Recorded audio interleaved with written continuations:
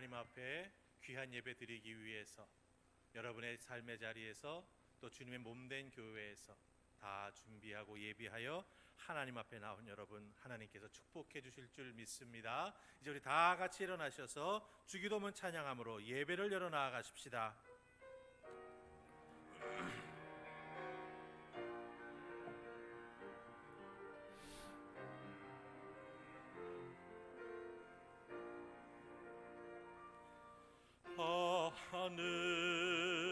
하늘에 계신 아버지 이름 거룩하사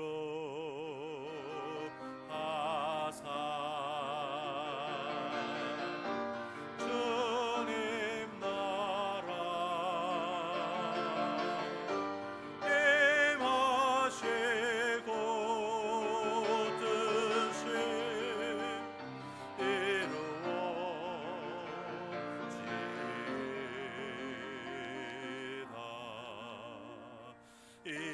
일용할 양식 주시고 우리들의 큰 죄 다 용서하옵시고 또 시험에 들게 마시고 악에서 구원하소서.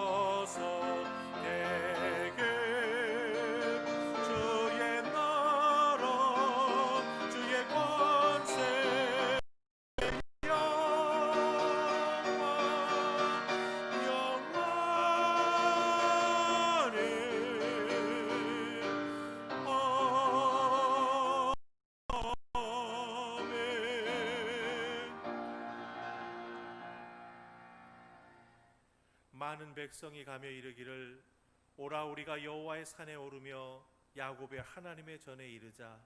그가 그의 길을 우리에게 가르치실 것이라. 우리가 그 길로 행하리라 하리니 이는 율법이 시온에서부터 나올 것이요 여호와의 말씀이 예루살렘에서부터 나올 것임이니라. 아멘. 하나님 감사합니다. 오늘도 저희들 예배의 발걸음 하나님의 산을 향하여 옮기게 해주시니 감사합니다. 안전하게 도착하여 준비된 마음으로 하나님 전에 나아가오니 우리의 경배를 받아 주시옵소서. 특별히 이 예배를 통하여 하나님의 자녀들이 살아가야 할 믿음의 길 가르쳐 주시옵시고 건강을 지켜 주시옵시며 축복해 주시는 하나님의 은혜를 덧입게 하여 주시옵소서. 이 예배의 주인 하나님 한 분만 되어 주실 것을 온몸으로 체험하는 예배가 될 줄 믿사옵고 예수님 이름으로 기원하옵나이다. 아멘. 우리 하나님 앞에 두 손 들고 찬양합니다. 함께 올려드리십시다.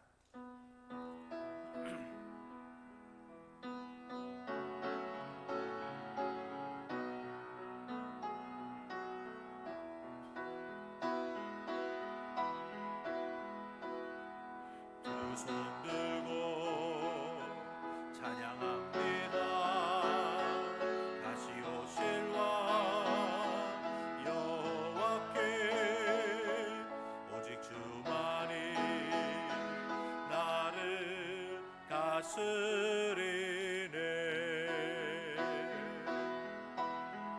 나 주님만을 섬기리. 헛된 마음 버리고 성령의 연애 영혼 충만하게 하소서. 주님 앞에 내 생명 드리리라. 나 주님만을 섬기리. 나 주님만을 섬기리. 헛된 마음 버리고 성령의 연애 영혼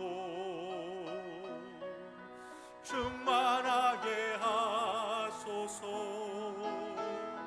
주님 앞에 내 생명 드리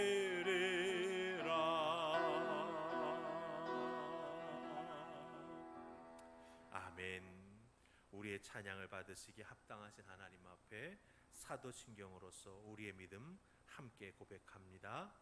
나는 전능하신 아버지 하나님 천지 창조주를 믿습니다. 나는 그의 유일하신 아들 우리 주 예수 그리스도를 믿습니다. 그는 성령으로 잉태되어 동정녀 마리아에게서 나시고 본디오 빌라도에게 고난을 받아 십자가에 못 박혀 죽으시고 장사된 지 사흘 만에 죽은 자 가운데서 다시 살아나셨으며 하늘에 오르시어 전능하신 아버지 하나님 우편에 앉아 계시다가 거기로부터 살아있는 자와 죽은 자를 심판하러 오십니다. 나는 성령을 믿으며 거룩한 공교회와 성도의 교제와 죄를 용서받는 것과 몸의 부활과 영생을 믿습니다. 아멘. 성시교독 60번입니다. 시편 139편이 됩니다. 성시교독 60번 시편 139편입니다.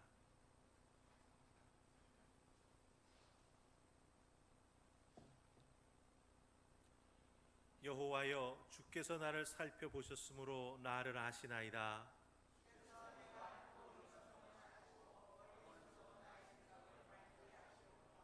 나의 모든 길과 내가 눕는 것을 살펴보셨으므로 나의 모든 행위를 익히 아시오니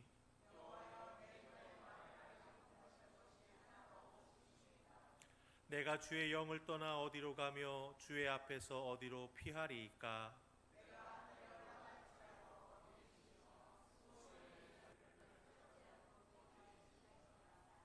내가 새벽 날개를 치며 바다 끝에 가서 거주할지라도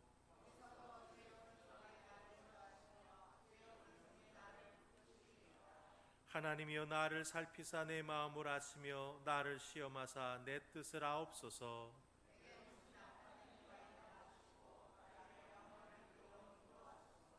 아멘.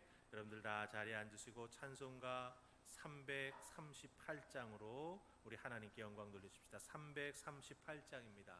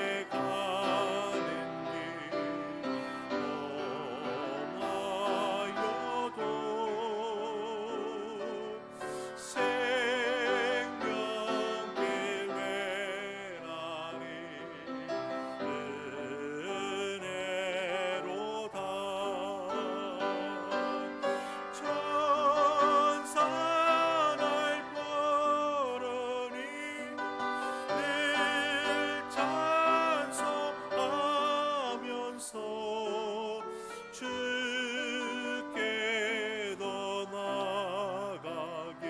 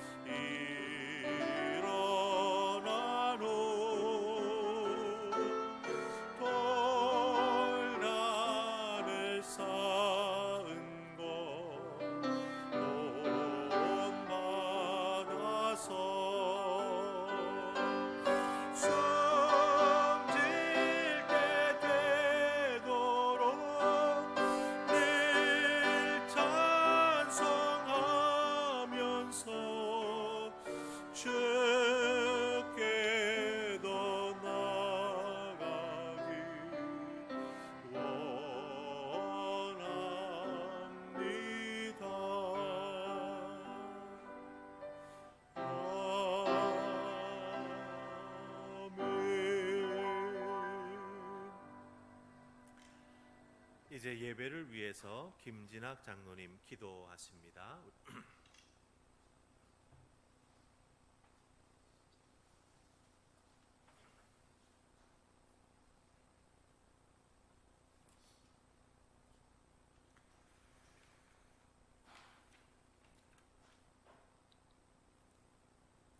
영광과 찬양 홀로 받으시기에 합당하신 하나님 아버지, 우리의 구주 되시고 영원한 생명이신 주님을 찬양합니다.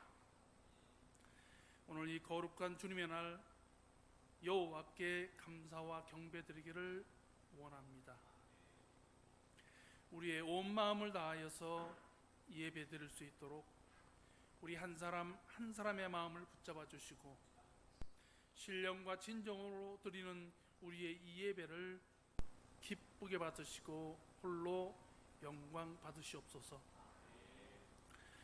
이 세상을 살면서 주님을 바라보고 의지하기보다 세상을 바라보고 우리의 뜻과 세상의 방식을 따라서 살아가기를 주저하지 않았던 참으로 부끄럽고 죄인된 우리의 허물과 그 죄악들을 고백하고 회개하기를 원합니다.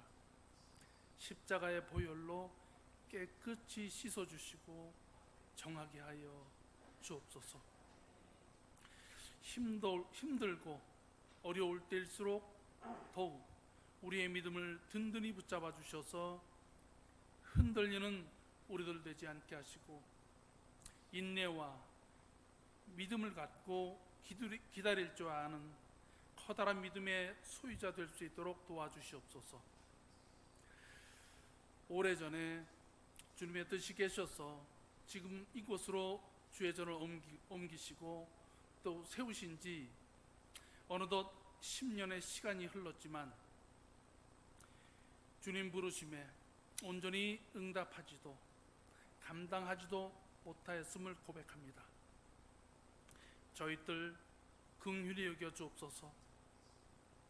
하늘품 화평교회가 성령 충만한 교회가 되도록 늘 기도하는 저희들 되게 하옵고 세상에서 길을 잃고 오늘도 방황하며 죽어져가는 참으로 많은 영혼들을 구원하는 일에 쓰임받기를 원하는 저희들 그 사명 감당하게 하시고 주님의 사랑을 우리의 삶 가운데 실천하면서 살아가는 은혜가 있는 우리 화평의 성도들 다 되게 하옵소서.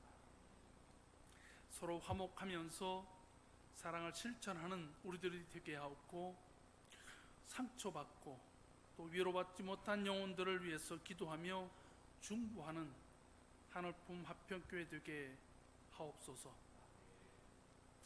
지혜가 필요할 때 지혜를 주시고 또 능력이 필요할 때 능력을 더하여 주시는 하나님의 권능으로 치유와 회복받은 저희들 세상에 나가서 그리스도의 향기를 전하는 참 그리스도인으로 살아가는 우리가 되게 하옵소서. 주님, 저희들 값없이 받은 위대한 사랑이 있습니다. 용서받은 것이 있습니다. 이 위대한 사랑과 용서를 세상에 증거하는 저희들 되게 하옵고 먼저 손 내밀어서 용서를 구하고 화해하는 주님을 전하는 저희들 되게 하옵소서. 온 세상이 코로나 바이러스로 힘들어하는 참으로 어려움이 가득한 가운데 있습니다. 이 모든 처한 환경 속에서 하나님의 뜻이 어디에 있는지 바라보는 참으로 분별력 있는 저희들 되도록 주님 도와주시고 하나님 바라보는 영혼들마다 위로와 치유받는 은혜가 있게 하옵소서. 이 시련의 시간들 속에서 부족한 우리의 믿음으로 인해서 허송하는 날들 없게 하옵고 믿음 안에서 공동체의 귀중함을 깨닫는 은혜의 시간이 되게 하옵소서. 화평의 성도들 주의 전에 나와서 함께 예배하지 못하지만 각자의 자리에서 예배하는 화평의 성도들을 기억하여 주시고 각 사람의 기도 제목 들어 응답받는 은혜로 충만케 하옵소서.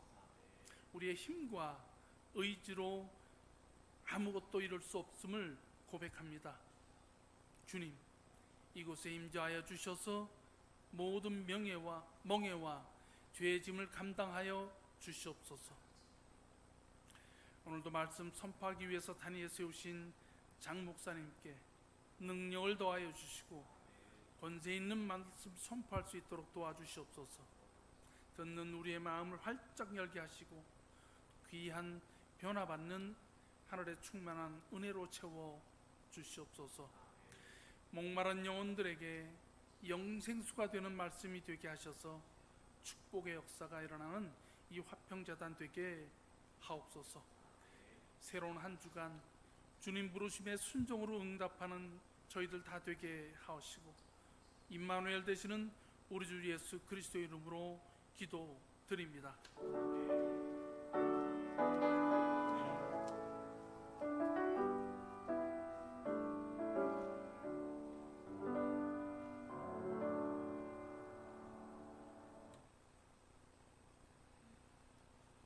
하나님 오늘 우리에게 주신 말씀은 로마서 1장 1절로 7절까지 말씀되겠습니다.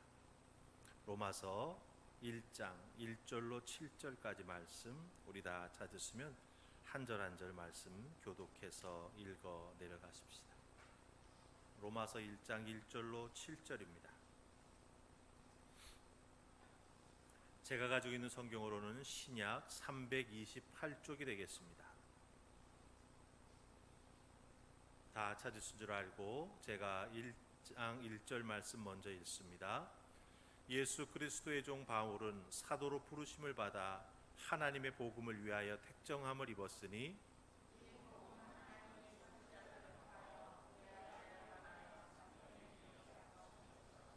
그의 아들에 관하여 말하면 육신으로는 다윗의 혈통에서 나셨고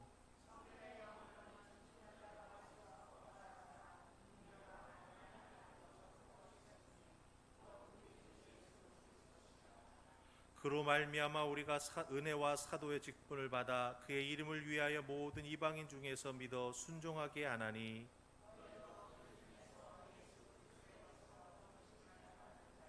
함께합니다.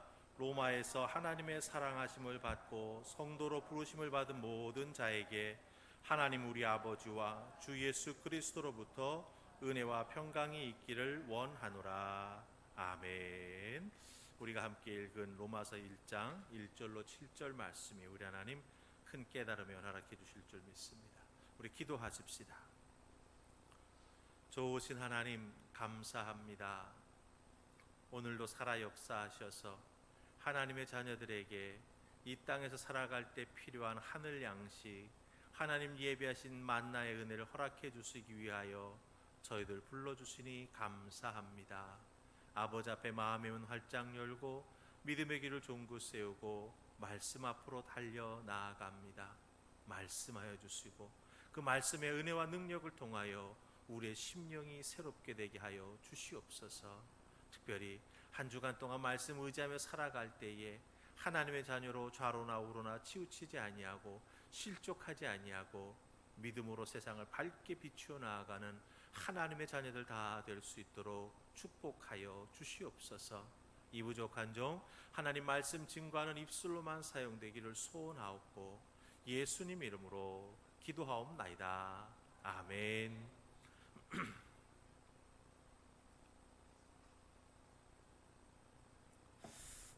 천당 밑에 분당이라고 하는 별명을 가지고 있는 신도시가 있죠. 분당. 그 분당 우리 교회를 담임하고 있는 이찬수 목사님, 참 교회가 크고 좋은 교회죠. 이 이찬수 목사님이 책을 여러 권 쓰셨는데 그 책을 쓰신 어느 책 중에 서문에서 이런 고백을 하셨습니다. 제가 한번 읽어볼게 들어보세요.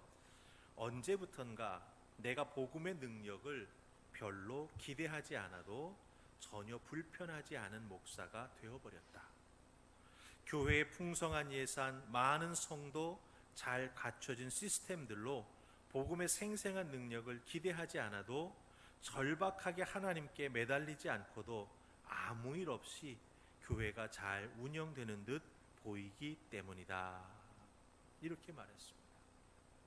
글쎄요, 목사에게 이런 생각이 든다라고 하는 것 자체가 문제라고 우리가 말할 수 있을 것입니다.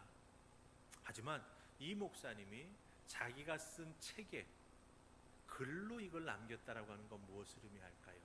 그것을 깨달아 알고 그것을 극복해냈다라고 하는 거죠. 이겨냈다라고 하는 거죠. 하나님의 교회를 목회할 때 복음의 능력을 기대하지 않아도 불편하지 않은 목사, 하나님 앞에 간절하게 매달리지 않아도 교회가 잘 돌아가니까 아이고 참 잘 되고 있구나. 사실은 그게 바른 믿음의 모습이요 목회의 모습이라고는 할 수 없다라고 하는 것이죠. 포인트는 이찬수 목사님 이야기를 하려고 하는 게 아닙니다. 거꾸로 우리에게 적용해 보십시다. 우리는 어떤가요? 언제부턴가 내 자신의 신앙생활 속에서 절박함이 사라져버린 건 아닌지 모르겠습니다. 절박하게 하나님 찾지 않아도, 하나님 이름 부르면서 기도하지 않아도 내 신앙생활하면 내 매일매일의 삶을 살아가는데 전혀 불편함을 느끼지 않고 있는 우리들이 되어버리지는 않았냐라고 하는 것이죠.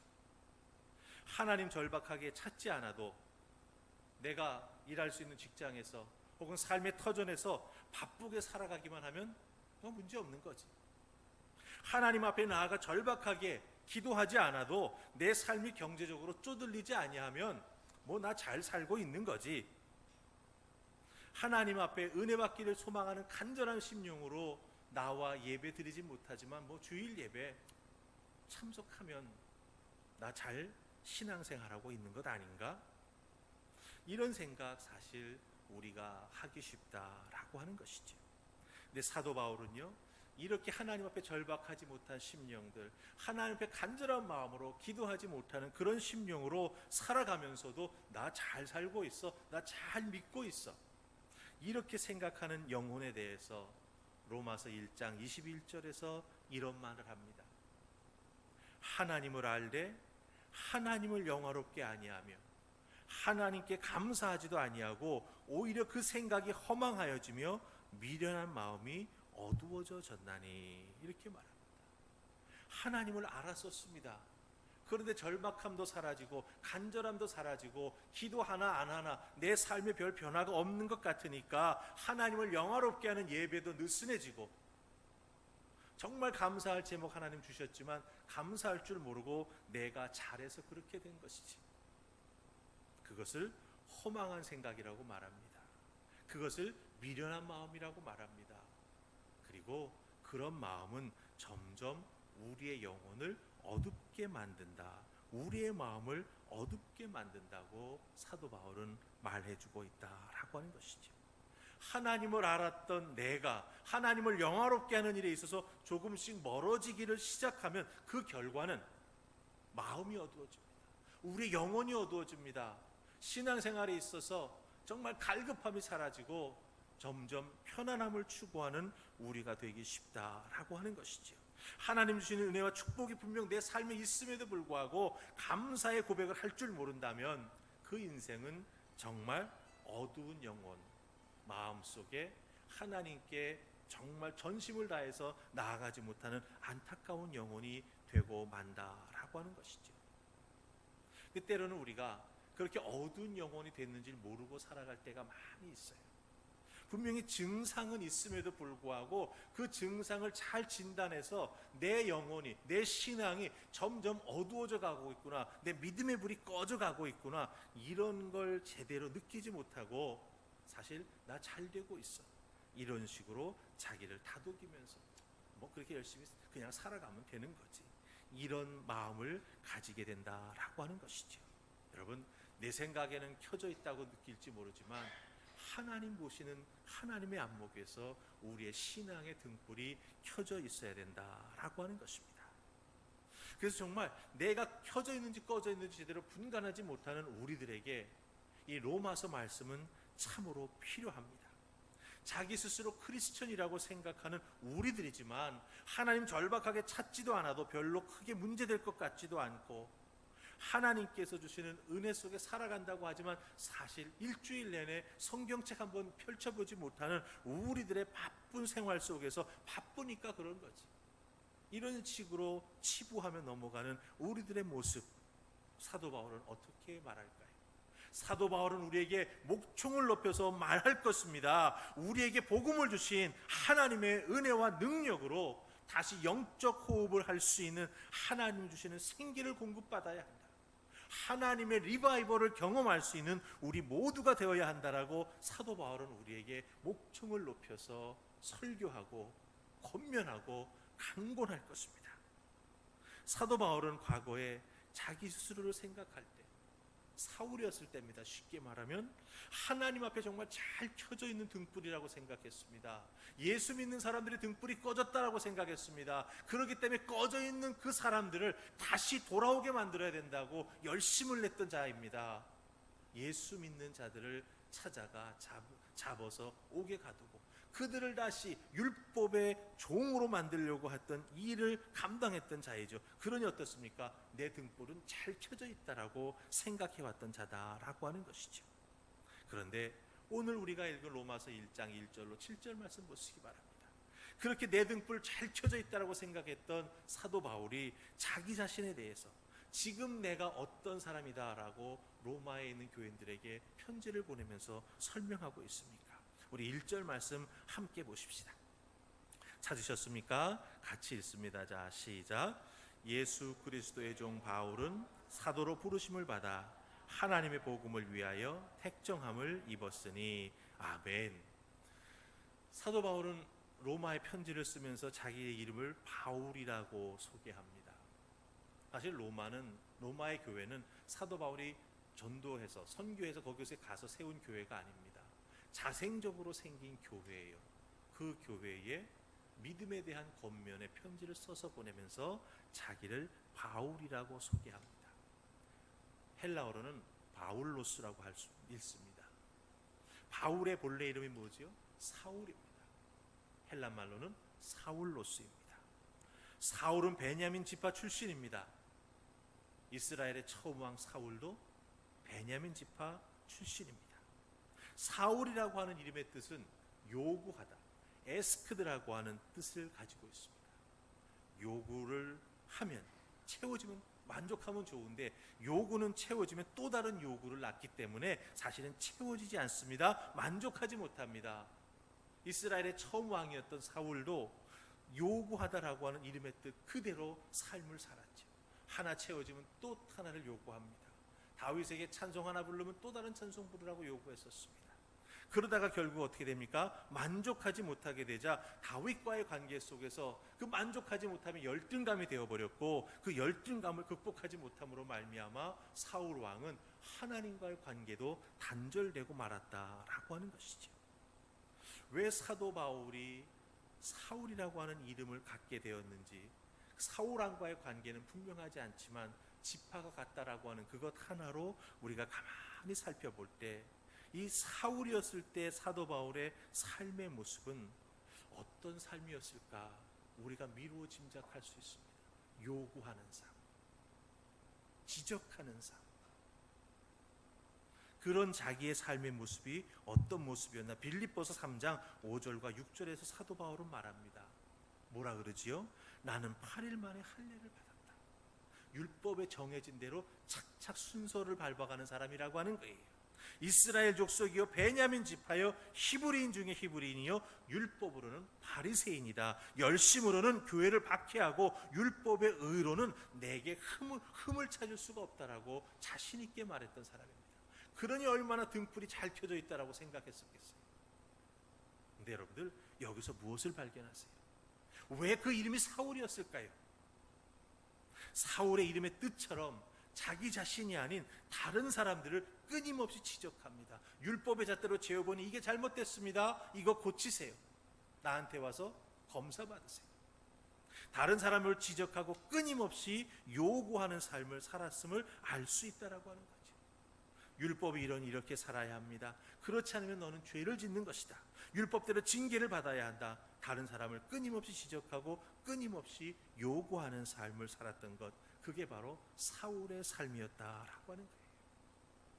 근데 사도행전 13장을 보면 이 사울의 삶이 바울의 삶으로 바뀝니다. 늘 지적하고 요구했던 삶이 사도행전 13장에 보면 이름이 바뀌죠. 뭘로 바뀝니까? 바울로 바뀝니다. 바울의 이름의 뜻은 작다라고 하는 뜻이에요. 주님을 다메섹에서 만나고 보니 누군가를 율법으로 지적하고 끊임없이 이렇게 해야 된다 저렇게 해야 된다 요구했던 내가 얼마나 부족한 존재인가라고 하는 걸 깨달아 알 수가 있었죠. 주님 앞에 나를 세워보니 내 등불은 잘못된 등불이었고 주님을 통해서 그 등불을 다시 켜야만 하는 그런 은혜를 덧입어야 바른 사람이 될 수 있다라고 하는 것을 사도 바울은 철저하게 깨달아 알게 되었다라고 하는 것이죠. 그래서 바뀌었습니다. 그렇게 자랑스러워했던 예수님의 은혜를 경험하기 전에 중요하게 여겼던 모든 것들을 배설물로 여기고 포기하고 내려놓았습니다. 살아오면서 요구하고 지적하기 위해서는 꼭 그게 필요했습니다. 나 율법대로 살아왔어. 율법 지키는 거에 따르자면 그 이 세상에 존재하는 어느 유대인들도 나를 따라올 수가 없어. 나는 비교 우위에 있는 사람이야. 이렇게 무언가를 내놓아 보여줄 수 있는 그것을 지켜나가기 위해 사도 바울은 그것을 수단으로 붙잡고 끝까지 견디며 살아왔던 것이죠. 그런데 주님을 만나고 주님을 위한 삶을 살고자 마음 먹게 되니 그 붙잡고 있던 것들이 다 필요 없는 것이 되었어요. 쓸모없는 것이 되었습니다. 그래서 주님을 위해서 스스로 작은 사람이 되었던 것이죠. 그래서 사도 바울은 로마에 있는 교인들에게 자기를 소개할 때 나는 바울입니다. 나는 작은 사람들입니다. 나는 주님 앞에 날마다 주님의 이름을 부르며 절박하게 기도하지 아니하면 단 하루도 내게 맡겨진 사역을 감당할 능력이 없는 사람입니다. 이걸 고백하는 것입니다. 나는 바울입니다라고 말할 때마다 복음을 증거해 나아가는 과정에서 기도하며 성령님의 도우심을 절박하게 요청하지 아니하면 세상을 어지럽게 하는 사람이라고 누군가가 나를 고소해서 감옥에 잡아놓고 언제 죽을지 몰라 두려움에 떨게 되는 그런 절박한 위기를 뚫고 나아갈 수 있는 아무런 소망을 가질 수 없는 사람이 바로 나입니다. 그래서 나는 바울입니다. 절박하게 주님 찾아야 하고 절박하게 주님께 기도할 수밖에 없는 사람이 바로 나입니다. 사도 바울은 그 이름을 통해서 간절히 말해주고 있다라고 하는 것이죠. 오늘 설교의 제목 무엇입니까? 나는 크리스천입니다. 제목입니다. 저는 이 제목이 나는 바울입니다 라고 말하는 것과 동일한 의미를 가지고 있다라고 생각합니다. 주님 찾지 않으면 저 하루도 살아갈 수 없습니다. 내 삶의 현장에서 내게 달려드는 수많은 문제들을 이겨나갈 수 있는 능력 주님께 요청하지 아니하면 나는 잠시도 내 인생에서 하루의 삶의 나의 자리에서 서 있을 수도 없습니다. 나는 주저앉을 수밖에 없고 울 수밖에 없고 무너져 내릴 수밖에 없습니다. 이 고백이 바로 나는 크리스천입니다라고 하는 말 속에 담겨져 있는 것이 된다라고 하는 것이죠. 여러분들은 그리스도인입니다. 그리스도 출신입니다. 예수 그리스도께서 여러분을 위해서 십자가에 달려 죽으시고 피 흘려 여러분을 구원해 주셨습니다. 그렇기 때문에 우리는 나 스스로를 다른 사람에게 그리스도인이라 크리스천이라 담대하게 소개할 수 있습니다. 그 소개함에 걸맞게 하루하루 절박하게 우리 주님 이름 부르시고 성령님의 도우심을 구하면서 이 코로나로 인해 어렵고 힘든 삶 승리하며 나아가시기를 주님의 이름으로 축복합니다. 자, 그럼 1절 말씀 바울이 자기를 소개하는 이 과정을 잘 보면서 한 가지 우리가 좀 놓치지 말고 짚고 가야 될 부분이 있어요. 도대체 이렇게 잘 나가던 사울이 다메섹에서 경험한 신비한 그 경험이 얼마나 대단하기에 이렇게 사람이 바뀔 수 있을까라고 하는 거죠. 오늘 설교는 그 신비한 경험의 본질이 무엇인가를 얘기하려고 하는 건 아닙니다. 그렇게 잘 나가던 사울이 왜 바울이 되었을까? 그 신비한 경험이 어떤 마음의 변화를 사울에게 만들어 놓아서 사람이 이렇게 바뀔 수 있었을까?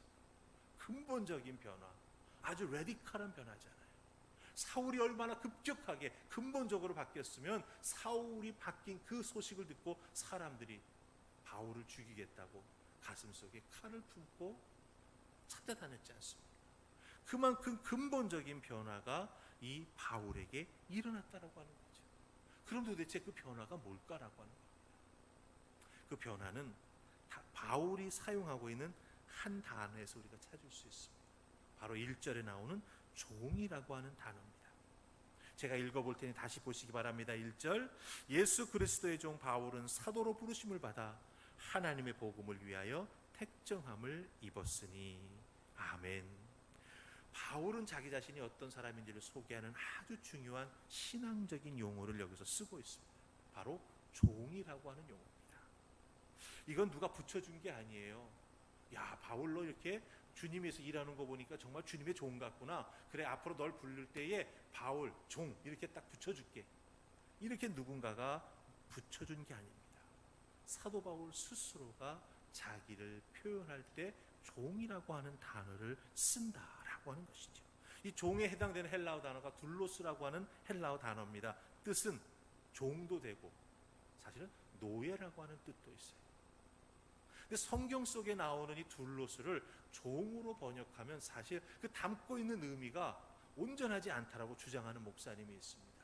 LA에서 목회하는 존 맥카더라고 하는 목사님입니다. 그레이스 커뮤니티 처치를 목회하고 있는데 한 30년 동안 이 강의 설교를 하시면서 참 많은 사람들에게 은혜를 끼치고 있는 목사님이에요.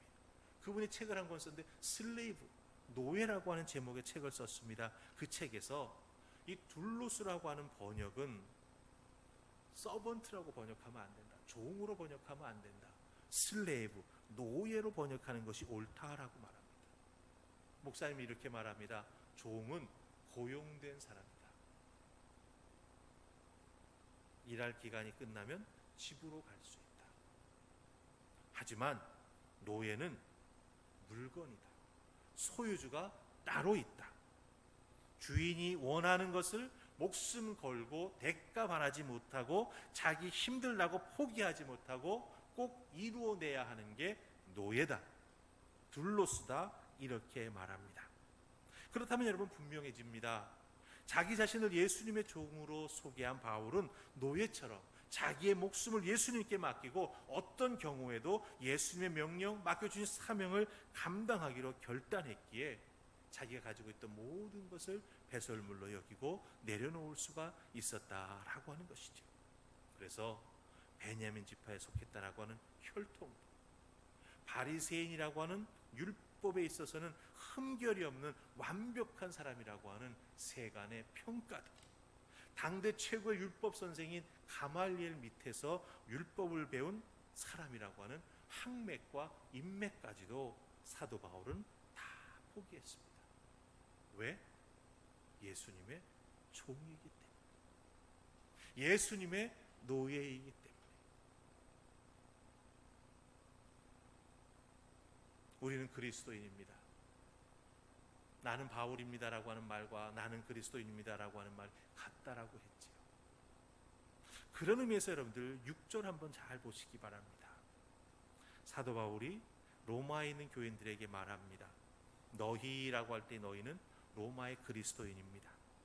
너희도 그들 중에서, 즉 수많은 죄인들 중에서 예수 그리스도의 것으로 예수님께서 핏값으로 구원해 주신 그 구원의 은혜를 통해서 부르심을 받은 자다. 이렇게 말해줍니다. 바로 예수 그리스도의 것이라고 하는 이 표현이 둘로스라고 하는 종이라고 하는 노예라고 하는 헬라어 단어를 풀어서 설명해 주고 있다라고 하는 것이죠. 너희들도 예수 그리스도의 것, 예수 그리스도의 종, 예수 그리스도의 노예라고 하는 것이다 라고 하는 것이죠. 근데 한 가지 가만히 살펴보시기 바랍니다. 예수 믿고 복음으로 은혜를 받으면서 이제 차곡차곡 신앙생활에 나아가는 사람 중에서 단번에 저 사람 정말 주님의 종이야, 와 주님에서 정말 많은 일을 할 수 있는 사람이야, 단번에 특이하게 탁 눈에 띄는 사람이 많지가 않습니다. 혹시 여러분들 이런 이야기 들어보셨습니까? 꼬물대는 애벌레에는 아름다운 나비의 어떤 흔적도 없다. 여러분 산길 걷다가 꼬물 대는 송충이 같은 거 보면 어떻습니까? 기겁하죠. 근데 그 송충이 가만히 들여다보면 이 송충이가 어떤 나비로 바뀔까? 그 나비는 얼마나 화려할까? 거기서 우리가 딱 유추해 볼 수 있는 뭐가 있습니까? 없지요. 보기 흉합니다. 꿈틀거리는 거 두 번 다시 보기도 싫지요. 하지만 여러분, 그 애벌레가 누에고치가 되고 그 누에고치를 날개의 힘으로 찢고 나비가 되어서 쫙 날아오를 때 처음 펼쳐지는 그 나비의 날개의 형용색색은 예측할 수 없다라고 하는 거죠.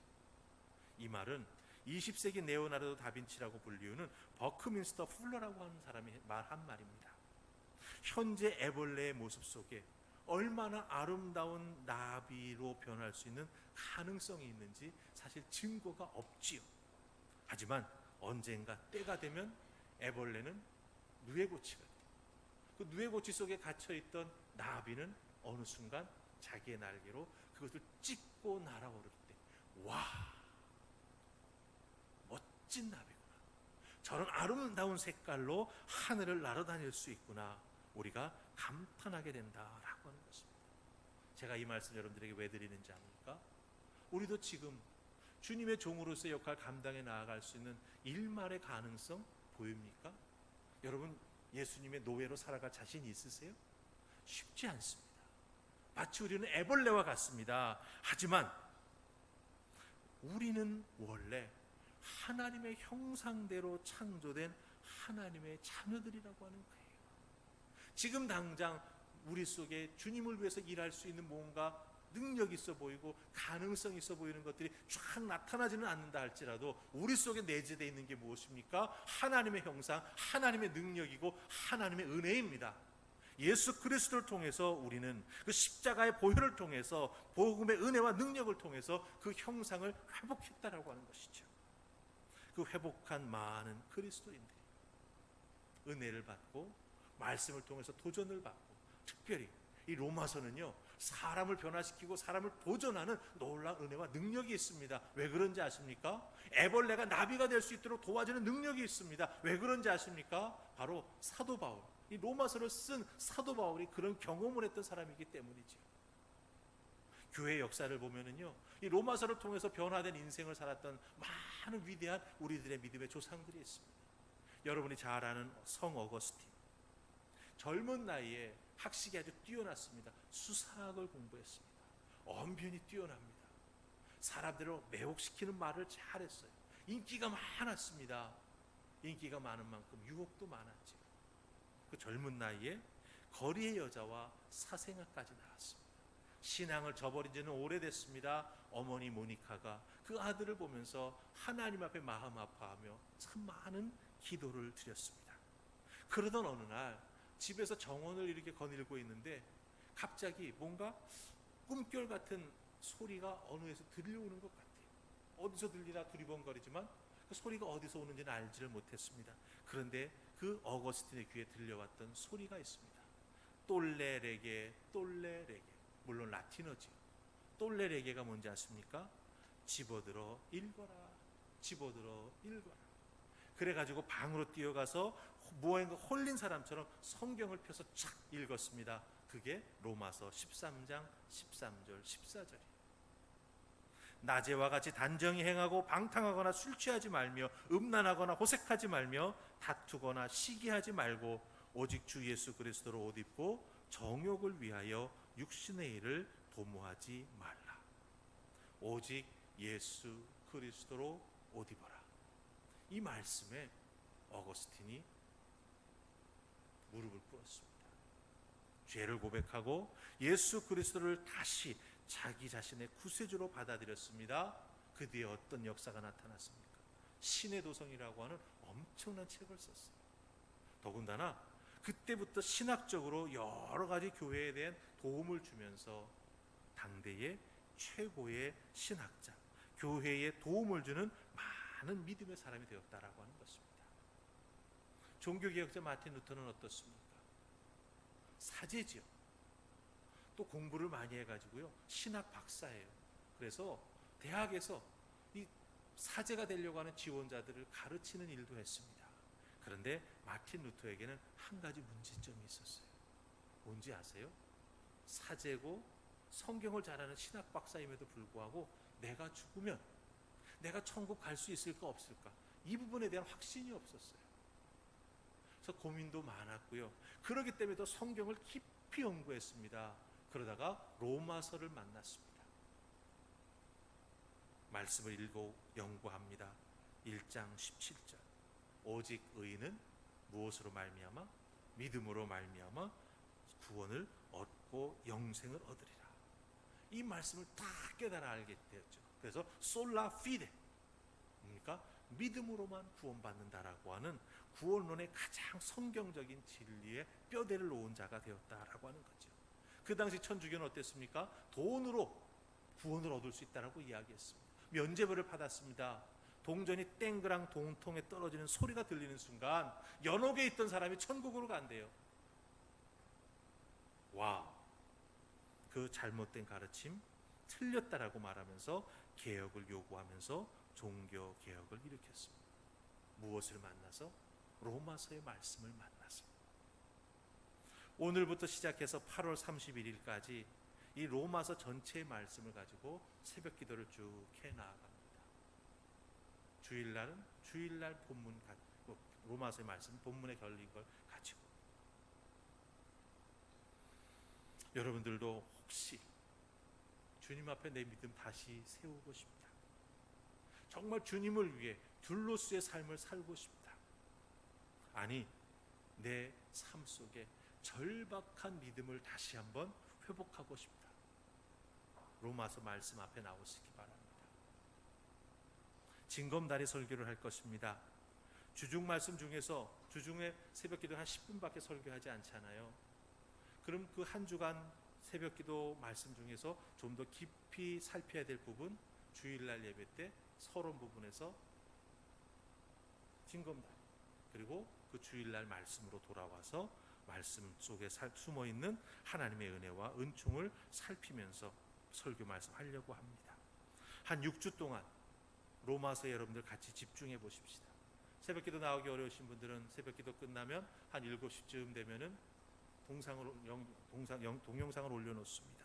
그거 보시면서 내게 말씀하신 하나님의 음성을 듣고 복음의 능력을 다시 한번 체험하면서 하나님 절박하게 찾아 나아가면서 이 어렵고 힘든 시기를 믿음으로 승리하는 여러분 되기를 주님의 이름으로 축복합니다. 세상의 흔들림에 팔랑거리는 믿음의 사람이 아니라 하나님 한 분 목소리만 듣고 나아가는 우리가 될 수 있도록 결단하실 수 있기를 주님의 이름으로 축복합니다. 자, 우리 마지막 세 번째는요, 오늘 1절부터 7절에 나오는 사도 바울이 자기 자신이 어떻게 사도가 됐는지를 설명하는 중요한 단어 7개가 나옵니다. 앞에 화면을 한번 여러분 보세요. 자, 제일 처음에 나오는 표현 하나가 입었다, 입었으니라고 하는 게 1절에 나옵니다. 그렇죠? 딱 한 번 나와요. 그리고 5번 나오는 게 있는데 받아 혹은 받고 이런 표현으로 나옵니다. 못뭘 받고 못못을 받아, 이런 게 5절 보면 나오고, 그렇게 해서 5번 나와요. 그 다음에 택정하물이라고 하는 표현이 또 1절에 한 번 나옵니다. 그러니까 7번 입었다, 받았다, 택정되었다라고 하는 표현이 나와요. 그럼 여러분 보십시다. 이 7개의 단어가 무엇을 강조해주고 있습니까? 성경 한번 잘 보세요. 예수 그리스도의 종 바울은 사도로 부르심을 받아 하나님의 복음을 위하여 택정함, 입었으니, 그렇죠? 그 다음에 뭐뭐해서 이렇게 되었다. 무슨 의미인지 아십니까? 하나님께서 뜻도 없고 생각도 없었던 사도 바울을 일방적으로 무조건 선택하고 강권하여 세우셔서 사도가 되게 하셨다. 하나님께서 사울에게 일방적으로 은혜를 베푸셔서 바울이 되게 하시고 예수 그리스도의 구원의 은혜를 깊이 체험하게 하시고 새 생명의 중요성을 몸소 깨달아 알게 하시고 이방 선교를 위해서 강권적으로 역사하시고 훈련시키시고 능력과 은사를 부어주셨다. 그래서 사도 바울은 무엇이 됐다? 사도가 됐다. 이방인을 위한 사도가 됐다라고 하는 것입니다. 하나님이 강권적으로 무조건 일방적으로 그렇게 하셨대요. 여러분, 내가 예수 믿고 그리스도의 은혜를 통해서 구원함을 받은 사건들 여러분들 다 갖고 계시죠? 그 사건을 한번 잘 돌이켜 보시기 바랍니다. 예수 만나게 됐던 내 구원의 신비와 비밀은 어디서 오는 것일까요? 바로 하나님의 일방적이고 무조건적인 선택에서 온다라고 하는 거예요. 내가 하나님의 구원의 은혜를 덧입을 수 있을 만큼 뭔가 하나님의 마음을 움직일 수 있는 빼어난 것이 있어서 나를 구원시켜 주신 것이 아니라고 하는 것입니다. 사도 바울에게만 그렇게 해주신 것이다 아니라고 하는 것입니다. 1장 6절에 보면 로마에 있는 너희도 그들 중에서 예수 그리스도의 것으로 부르심을 받은 것이니라 이렇게 말씀하시는 것을 보게 된다라고 하는 것이죠. 사도 바울 한 사람이 은혜를 받고 불림받아 하나님 앞에 쓰임받기 시작했을 때 어떤 역사가 일어납니까? 신약 성경 3구 27이죠. 27권의 신약 성경에서 13권을 사도 바울이 썼습니다. 우리 신앙생활에 도움이 되는 참 귀한 내용이 사도 바울의 말씀 속에 들어가 있다라고 하는 것이죠. 이렇듯이요, 우리 기독교에 있어서는요, 숫자가 능력을 의미하지 않아요. 하나님의 무조건적인 선택과 일방적인 사명 중심에 순종하고 헌신하는 한 사람을 통해서, 소수의 무리를 통해서 놀라운 역사가 나타나게 됩니다. 예수 그리스도의 십자가의 피맛을 본 생명력을 소유한 소수의 사람들을 통해서 다른 사람을 살리는 놀라운 역사가 나타났다라고 하는 것이죠. 전 여러분들에게 물어보고 싶습니다. 예수 그리스도의 보혈의 피맛 보셨습니까?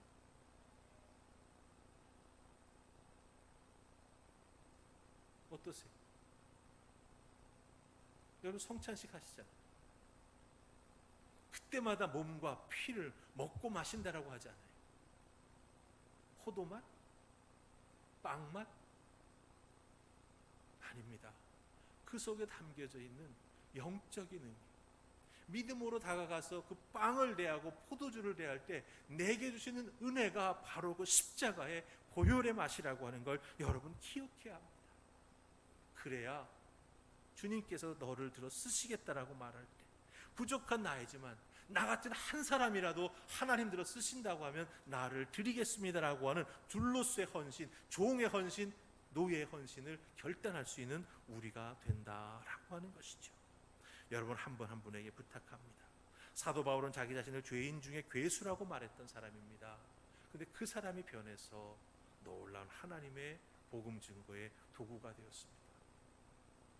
나 같은 사람도 변화되었으니 너희도 가능하다라고 하는 걸 보여주는 게 바로 사도 바울이 된다라고 하는 것이죠. 주님 선택하십니다.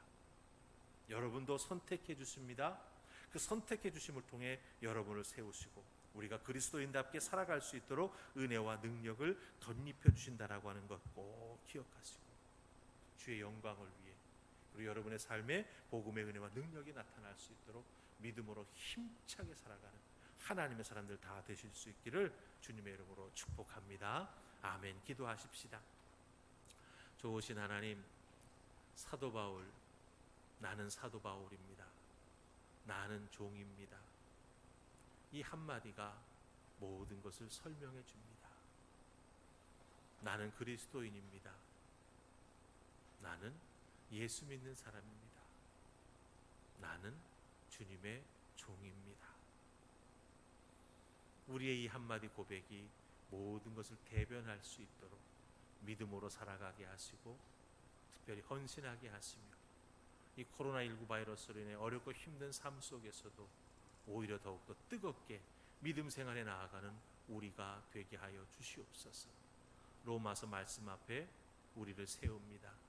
하나님 말씀하여 주시고 구원의 진수를 경험하게 하시며 그 구원의 은혜 속에 내가 하나님 앞에 어떤 믿음의 사람으로 세워져 나아가야 할지 다시 한번 돌아보고 확인하는 우리가 되게 하여 주시옵소서. 감사하며 예수님 이름으로 기도하옵나이다. 아멘.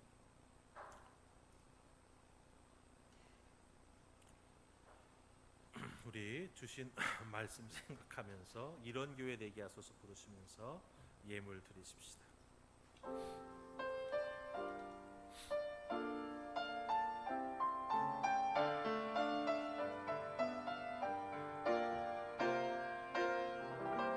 진정한 예배가 숨쉬는 교회, 주님이 주인 되시는 교회, 믿음의 기도가 쌓이는 교회, 최고의 찬양을 드리는 교회, 말씀이 살아 움직이는 교회, 성도의 사랑이 넘치는 교회, 섬김과 헌신이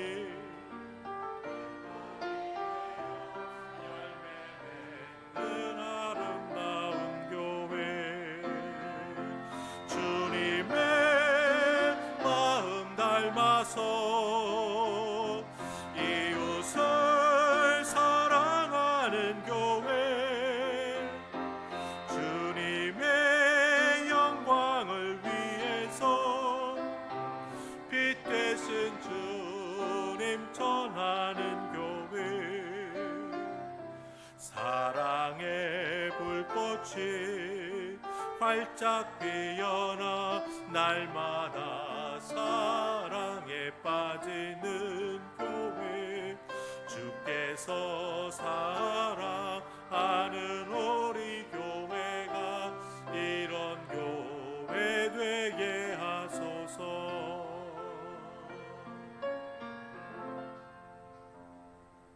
기도합니다. 하나님 감사합니다. 오늘도 주님의 날 저희들 하나님의 자녀로 하나님 앞에 나와 경배할 수 있도록 은혜를 허락해 주시니 감사합니다. 은혜의 문이 열릴 그 순간, 그 은혜의 문에 나아가 하나님을 만날 수 있는 그 은총, 참으로 귀한 것임을 깨달아 알게 하시고 하나님 앞에 더욱더 기쁨과 감사함으로 예배하는 우리가 되게 하여 주시옵소서. 지난 한 주간의 삶을 돌이켜봅니다. 코로나 바이러스로 걸린 확진자가 몇 명이다 하는 소리, 그리고 또한 긴급 재난 문자로 우리들 주변에서 무슨 일이 있었다, 때로는 문자로 집회 조심해서 가라고 사실은 참 마음에 무겁게 만드는 소식들도 많이 저희들 접했습니다. 그럼에도 믿음으로 이겨나가게 하시고 사람의 눈이 아닌 하나님의 눈을 생각하면서 아버지 앞에 교회에서 혹은 삶의 자리에서 예배하게 해주시니 감사합니다. 이 주시는 은혜 언제나 감사함으로 받는 우리가 되게 하시고, 특별히 이 세상에서 나는 여러 가지 소리, 마음에 걸리는 것도 있지만 믿음으로 잘 소화하며 기도하며 이겨나가는 우리가 되게 하여 주시옵소서.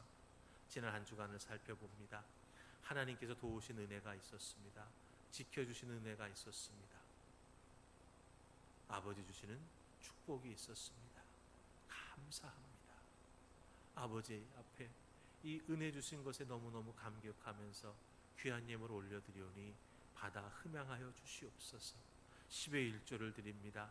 말씀에 약속하신 대로 이 땅에 쌓을 것이 없도록 하늘의 은혜와 복을 더하여 주시옵소서. 주일 예물 드립니다. 감사의 제목 따라 감사 예물 드립니다. 아버지 앞에 소원 이루기를 소망하면서 번제의 제물도 드립니다. 선교제 선교사님, 교회를 개척하고 수고하고 애쓰는 목사님들, 또 우리 주변에 어렵고 힘든 이들 한 영혼 한 영혼 생각하며 아버지 앞에 예물 올려드리오니 받아 흠양하시고, 이 예물 쓰이는 곳곳마다 우리 하나님 가장 기뻐하시는 잃어버린 영혼 주님 품으로 돌아오게 하시며, 교회의 섬김과 사역을 통하여 회복되는 놀라운 역사가 충만케 하여 주시옵소서.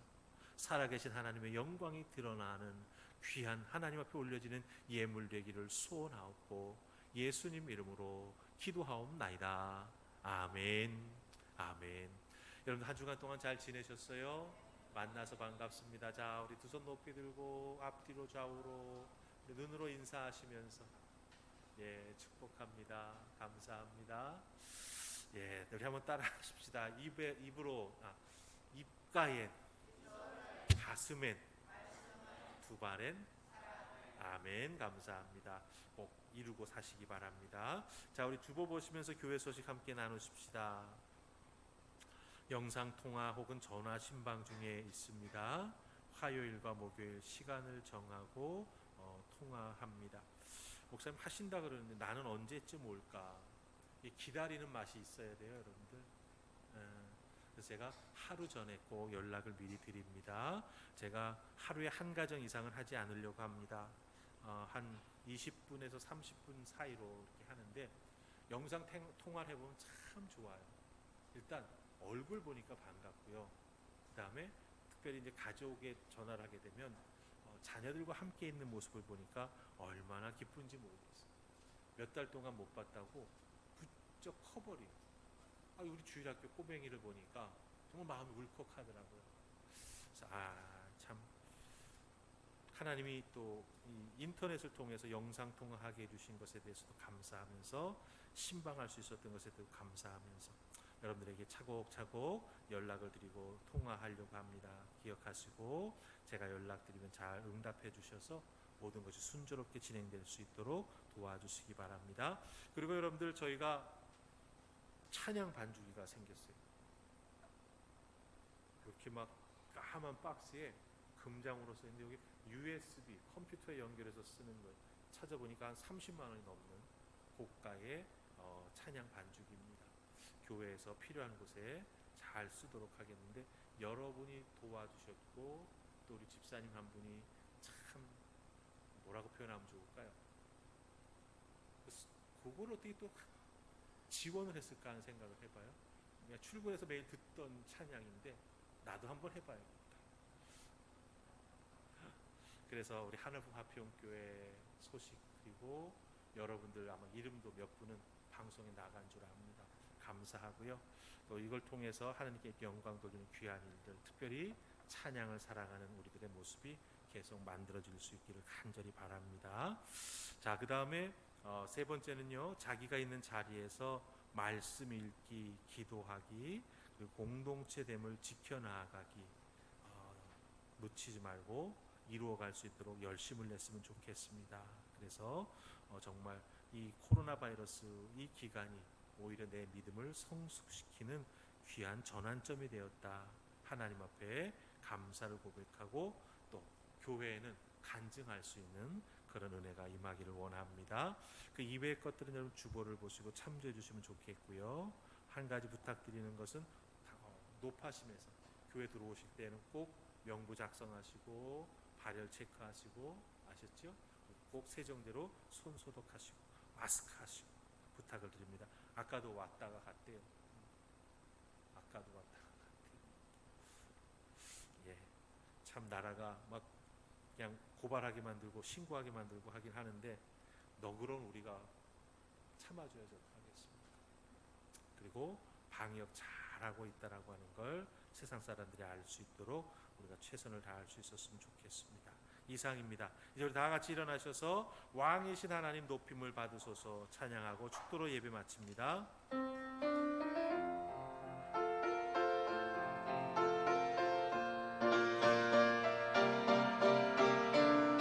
왕이신 하나님 높임을 받으소서 찬양하리라 영원히 높임을 받으실 그 이름 찬양하리라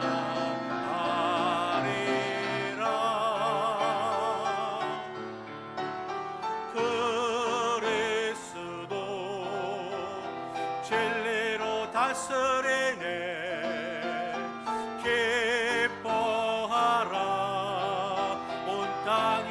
찬양하라 거룩하세 그 이름 높이리라 그리스도 진리로 그리스도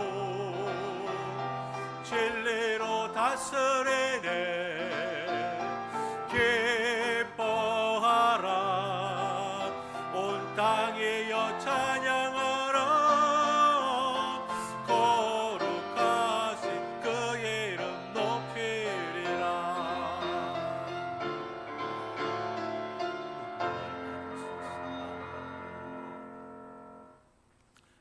기도합니다. 하나님, 우리의 예배를 통해 영광 받으시는 줄 믿습니다. 아버지 앞에 올려드릴 수 있는 최선의 찬송, 최선의 기도, 최선의 헌신입니다. 받아 흠양하시고 예비하신 하늘의 은혜를 덧입혀 주시며 특별히 말씀의 만나를 통하여 하루하루 하나님의 자녀로 살아가며 부족함 없도록 먹이시고 입히시고 보호하여 주시옵소서. 그 은혜로 하루를 승리하는 하나님의 자녀가 될 수 있기를 간절히 소원하며 기도합니다. 이제는 우리를 위하여 십자가에 달리사 보혈의 피 한 방울 남김없이 흘려주신 예수 그리스도의 구원의 은혜와 하나밖에 없는 독생자 예수 그리스도, 우리의 대속제물로 보내주신 하나님의 그 크신 사랑하심과 성령님의 내주하시며 인도하시며 보호하심이 오늘도 하나님 앞에 나와 나는 크리스천입니다, 나는 주님의 종입니다 고백하며 그 길을 믿음으로 살아가기로 다짐하는 당신의 백성들 머리 위에 이제로부터 영원히 함께 하시고 가정과 삶을 지켜주시기를 간절히 축원하옵나이다. 아멘.